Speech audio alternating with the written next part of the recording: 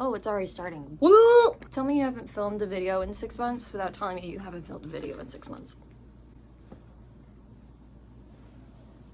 How's it going, y'all? I hope everyone is hunky-dory and happy and healthy and all that hootenanny stuff. I am making myself film this video now because if I don't, I will keep holding it off and it will be probably another 6 months until I post it. And when I post it, then it will be irrelevant. So let's do this. Also, first off, we hit 200 subscribers and I'm like, that's so cool. Hi, friends. I'm so sorry that I haven't posted in a while, but I'm hoping to change that. And I know that I keep saying that and I never do it, but depression sucks. I'm trying to figure it out, okay? I also just finished a contract in Milwaukee doing a show over there, and I've been working a lot in Vermont. I'm in my mother's house right now. So it's been busy, y'all. Even though I've been lazy on this channel, I've been busy in the real life world place thing. So today I really want to talk about something that has been grinding my gears just a little bit. It's about the funny girl snafu, combobulation, whatnot craziness that's happening. If you don't know what's going on, don't worry, I'll spill all the tea for you, which should lead to this disclaimer. I don't know all of the tea. I did not do as much research in this as much as I would have liked, because if I do that, it would turn into a rabbit hole thing. It would turn into something that I wouldn't get to until 6 months later, and then it would be irrelevant. So there you go. Blah, blah, blah, blah, blah. So if anyone has any additional information with the appropriate links to the appropriate resources, feel free to add those below in the comments. I would love for this to be an open discussion. Let's just not be haters. Do not be a fun ruiner. Okay, y'all? Let's just have a chill discussion on my floor. You know? That's what I'm doing right now. Let's all just sit on the floor. You can pause the video. I'll wait. All right. So funny girl. To understand funny girl and everything as a whole, you need to understand what it's based on, and that is based on the life and times of Fanny Brice, specifically when she worked in the Ziegfeld Follies and also with her marriage to Nicky Arnstein. Her career and just her life in general proved that Jewish women not only can be funny, but they can be taken seriously in the theater industry, both as a comic and a straight actor. Y'all thought that My Man was made for a funny girl. It was not. It was a song that she actually sang in the Ziegfeld Follies. I wasn't there because I wasn't born in the 1900s, but if I was there at the Ziegfeld Follies that night when she sang My Man, I bet you could hear a pin drop. She showed that women, especially Jewish women, can be funny and success.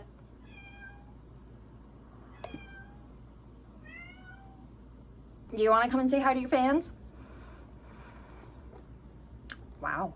Okay. As I was saying, Fanny Brice proved that women, especially Jewish women, can be successful and funny and be serious actors in a business at the time where beauty was such at a high standard. There were so many requirements to be a Ziegfeld Follies girl. Then Fanny Brice comes in and she is just like, yeah, no, that doesn't pertain to me, and I'm just gonna break the system. If you can't tell that I am obsessed with this woman, then she's one of the reasons why musical theater comedy is even a thing. I'm ranting, so I'm just going to keep going on. So because of her life and fabulousness, this led to the inspiration to create the show Funny Girl. If you want a video about Funny Girl and the history of the making of the original production, leave me a comment down below. But the main thing that everyone remembers from Funny Girl is that it made Barbra Streisand into an overnight sensation. This is just my 2 cents, but if it wasn't for Funny Girl and for the movie adaptation of Funny Girl, I don't think Barbra Streisand's career would have been as insanely successful as it is today. Julie Stein, the composer of the show, he discovered her and he was like, I want this girl in my show, and wrote the score specifically for her voice. It was literally just a press kit for Barbra Streisand in the form of Funny Girl the musical. Yes, she was in a couple of musicals beforehand, but this has just made her career go. Now, one of the reasons why this whole Funny Girl stuff is such a big deal is because, first and foremost, this Funny Girl revival that is on right now, it is the first revival of Funny Girl ever being done on Broadway. Ever. ever, ever, ever. It's been years. Why is that? Well, we'll get into that because it's relevant to the drama. When it was announced Beanie Feldstein was cast as Fanny Bryce, which I actually thought was a very awesome choice. I didn't think of her. I completely forgot that she was in the Hello Dolly revival, and she got really rave reviews from her performance from that. And I thought it was really lovely that they decided to choose her, especially when it comes to theater as a whole. We still have this bizarre stigma of the way that you look is a part of how you'll be successful, and that leads to a lot of plus-sized women feeling like that they are never considered for these meaty, juicy, fabulous roles because of their weight, which is stupid, stupid, stupid, stupid. It's either that or you have to go and be in a show where weight is like a part of the theme itself, like Hairspray. The thing is that we didn't really know how strong of a singer Beanie was until we ended up getting a little snippet of the Sits probe. I recently rewatched it. I thought it wasn't that bad.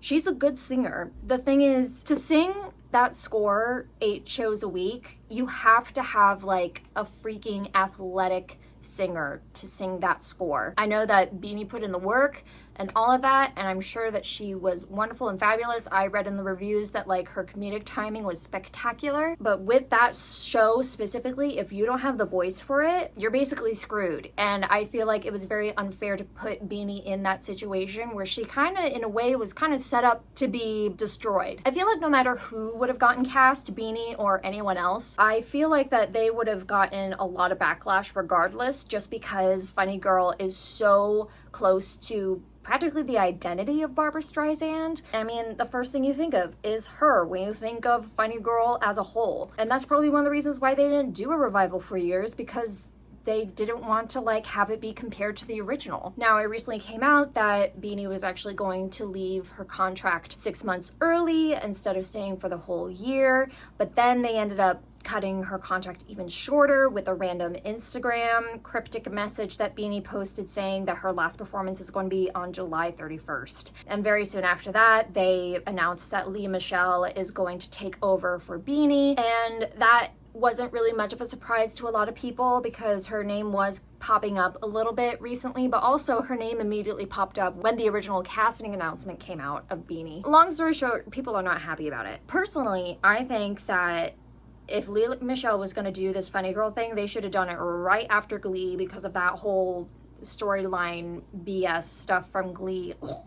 That's a whole other thing that I can get onto. So many tangent ideas from this one video. It just would have been a lot better. It would have been awesome if they did like a short engagement of it with Lea Michele starring as Fanny Bryce. But for some reason, Ryan Murphy, who had the rights to the show at the time, he felt like that it was kind of pointless to do the musical when they already did like so many songs from the show itself in Glee. The current revival is produced under different producers. Ryan Murphy lost the rights after a period of time of obtaining them. And bada bing, bada boom, here we are, this crazy hot mess of a thing. My 2 cents, I feel like once they were thinking about doing it and actually seriously bringing it back to Broadway for an open-ended run, I feel like that they failed massively at day one. Because unfortunately, Broadway right now is kind of a world where only one thing matters, and that's money. I mean, granted, there are some exceptions to the rules in certain shows like Come From Away or Six, but it's really frustrating to me that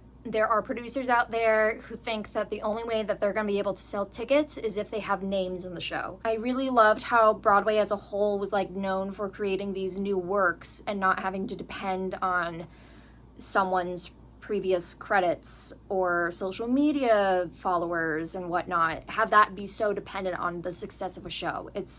To me, I find that really frustrating, and also I feel like that's just like an easy way out / cop out and a easy excuse to give people as to why it failed. They could easily just say, oh, well, Scarlett Johansson was just not good enough and blah, blah, blah, blah, blah. I'm not saying that Scarlett Johansson is not good enough. I think you're miraculously talented and I'm madly in love with you. And not only that, but it puts on like such pointless pressure on someone that does have a name to make a show a hit. But we shouldn't be putting so much pressure on, especially our actors, to make sure that a show is a hit. I feel like that you should be supporting and nurturing your actors and making sure that they are in tip-top shape to do their job, and make sure that they are healthy physically, mentally, and spiritually, and not like hang this freaking thing over their head of you are going to risk millions and millions of dollars if you fuck this up. A show does not solely depend on one singular person. There are so many people to create one show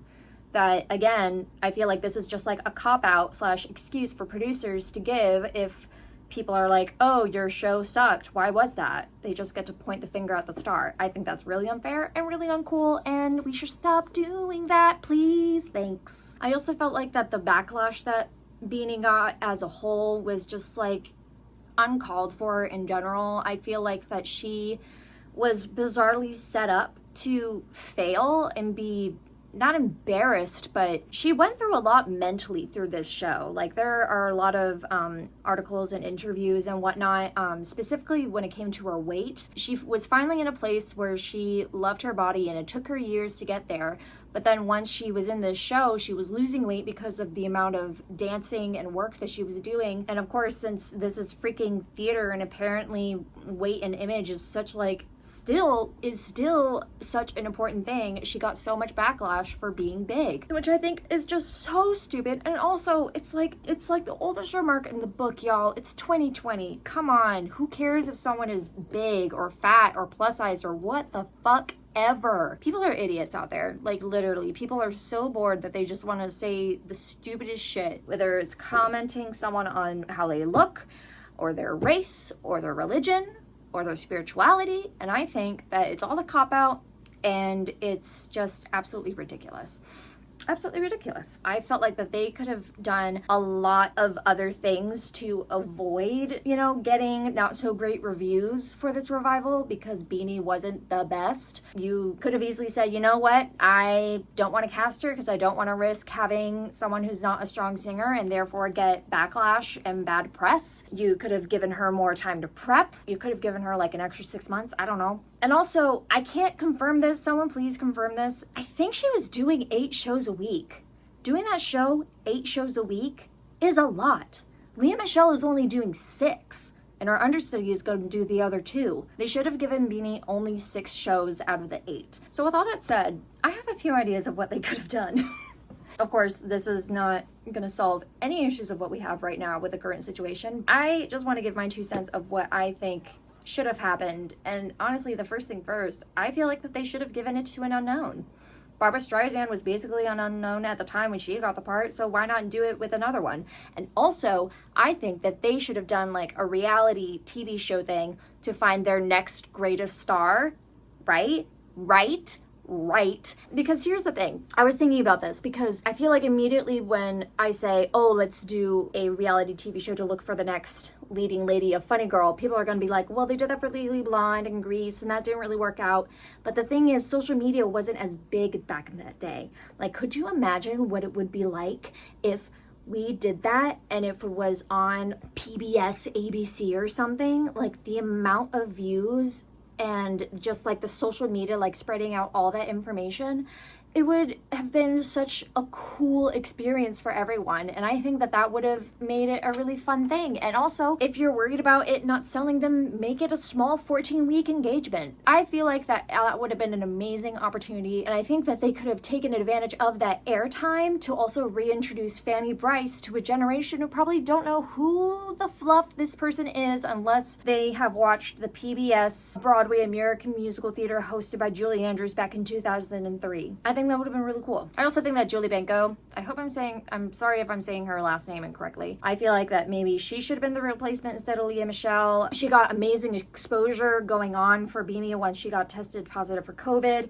And I think it would be wonderful if she did it. But also, there's one more thing that really grinds my gears about this. And I just think it's really frustrating. And this is also something that I would love to discuss about in a more in-depth video, but if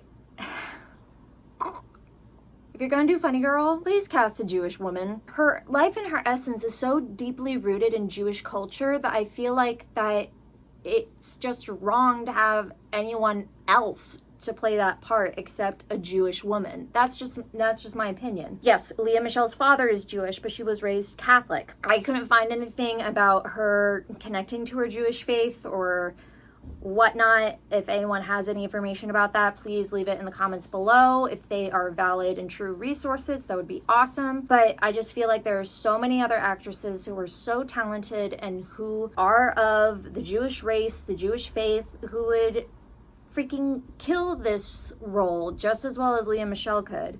It's just Lea Michele has the freaking name. And I know that, like, there was an article that I read on Forward where they said that Jewish people are playing non-Jewish roles, so non-Jewish people should play Jewish roles. And yeah, that's true. I don't know. I feel like I need to, like, pause this on here because I feel like if I just, like, slightly open the can, it's just going to implode with so many worms on my floor, and I don't feel like cleaning them up. It's just frustrating me. It's very, very frustrating to me that they're now replacing a woman who happens to be Jewish, who worked really, really hard on this part, only to leave and be replaced by a woman who's not Jewish, has a name behind her so that they can hike up the prices in the orchestra to $2,000 a ticket to see her. If you want proof that they're casting this show based on names, I mean, it's right there. They should have talked with me. I would have been down to let them do my reality TV show as long as I got credentials and royalty fees, but it's fine. It's fine. I'm not bitter about it. So that's what I want to talk about in a nutshell. I know that there's like so much more that I could have talked about, but I just did not have the time or the patience to do the research. I'm going to link below a couple of articles as well as the link to the video that Wait in the Wings made about this whole thing. Very well researched, very well done. I highly recommend to check that out. That kind of what instigated me to do this video. Yeah, let me know what you think. Do you think that they made a good choice? Who else would you have liked to see play Fanny Bryce? Who's like your dream actor to play Fanny Bryce? I would have loved to see Shoshana Bean play that part. I think she's played that in like a regional production before, but I think that would have been fun to see her in that one. Well, that's all I got for now. I hope you liked this. If you did, give it a like. And if you are new here, please click subscribe. And welcome again to all of my new friends and peeps and whatnot. I am very excited to have you here, and I really hope that you stick around when I make another video.